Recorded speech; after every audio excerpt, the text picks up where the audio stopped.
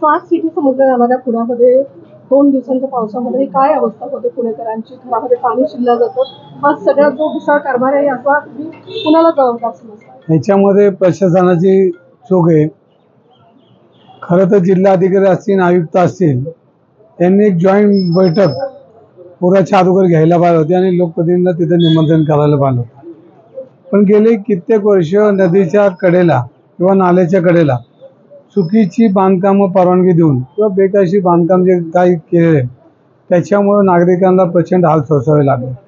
नदी सुधार योजनेमध्ये आपण बघितलं तर प्रचंड प्रमाणामध्ये नदी अरुंद करण्याचं काम त्या प्रकल्पामुळे झालं आहे. ह्याच्यामुळं पाणी त्या प्रकल्पात बसलं नाही आणि त्याच्यामुळं पाठीमागं त्याचा फुगारा वाढून नागरिकांच्या घरामध्ये पाणी घुसलं.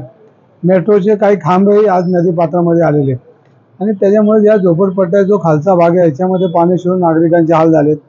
लहान मुलांचे शाळेची दप्तर असतील, वह्या असतील, कागदपत्र असतील आणि नुकसान जे रोजचं लागणारं धान्य असेल ते सगळं त्या पाण्यामध्ये मातीमध्ये गेलं.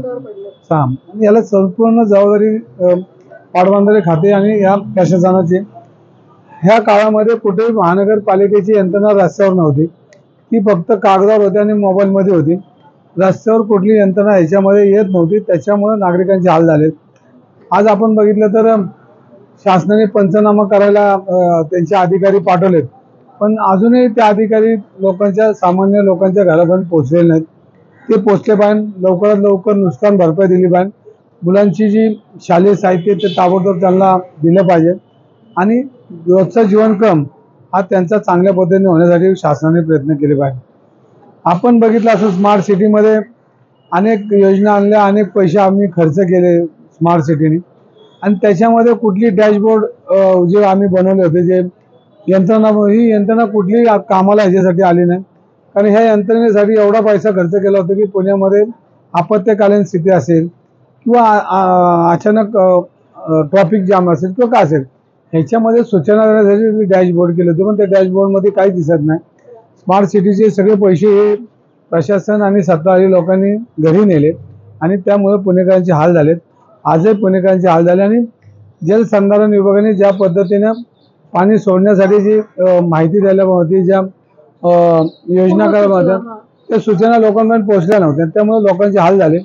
आज अनेक नेते जात आहेत, त्यांना साठवून करतात, पण त्याचा उपयोग होत नाही. नुकसान झाले. ह्याच्यावर कोण बोलत नाही, ह्याच्यावर त्यांना कोण मदत करत नाही.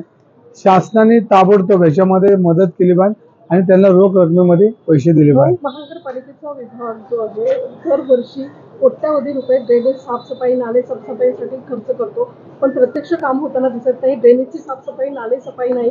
उलट पक्ष त्याच्यात बघायला गेलं तर बिल्डरांकडनं अतिक्रमण झालेले नाले आहेत आपल्याकडे, जे नाले उपलब्धच नाहीये, म्हणून पुढे जी अवस्था झाली. याच्यावर काय सांगाल तुम्ही? याच्यामध्ये माजी आयुक्त आपले कोणतरी बोलले की याच्यामध्ये नाले ज्या पद्धतीने वळवले जातात बिल्डरच्या सोयीसाठी आणि ती नैसर्गिक नाले नाहीत, त्यामुळे हे सगळे पाण्याला वाट मिळत नाही, म्हणून लोकांच्या घरामध्ये पाणी शिरतं ही वस्तुस्थिती.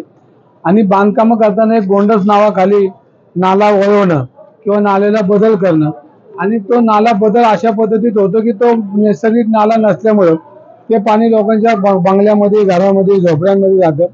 आणि ह्या ज्या नाला बदलाची जी मोहीम चालली, जो बिल्डर येतो किंवा जो आयुक्त येतो ते गोंडस नावाखाली नाला बदलण्याचा कार्यक्रम करतात.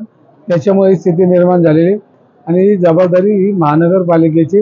ह्याच्या पुढे तरी जे नाले बदलले ते थांबावेत, जे चालू नाही कामं झाली ती बी थांबावीत आणि नैसर्गिक नाला ठेवून परवानग्या दिल्या पाहिजे. आणि ह्या परवानग्या जर नाला बदलून देणार असेल तर त्या चुकीच्या परवानग्यात आपले मागचे झाडे कुठलेच आहेत. महेश झगडेंनी मी परवा नाराजी व्यक्त केली की आम्ही या पद्धतीने नाले दुरुस्त वळवण्याचा कार्यक्रम न करता नैसर्गिक नाले ठेवून परवानग्या दिल्या पाहिजे.